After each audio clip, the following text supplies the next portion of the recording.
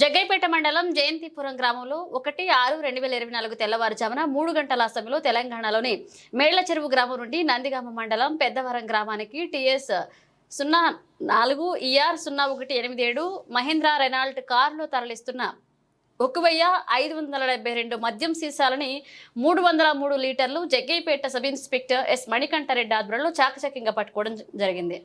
June 4న ఫలితాలు వెలువడిన నేపథ్యంలో ప్రభుత్వం మద్యం దుకాణాలకు సెలవిచ్చిన నేపథ్యంలో ఆ రోజుల్లో పెద్ద ఎత్తున మద్యం అక్రమంగా అమ్మకాలకు ఈ విధంగా భారీ ఎత్తున మద్యం తరలిస్తున్నట్లుగా విచారణలో తేలింది. ఈ సోదాల్లో పెద్దవరం గ్రామానికి చెందిన సింగంశెట్టి శ్రీకాంత్ అరెస్ట్ చేయగా చేరుకొమ్మపాలె గ్రామంకు చెందిన దూలం నరేంద్రారెడ్డి, గోపిరెడ్డిని అరెస్ట్ చేయవలసి ఉంది.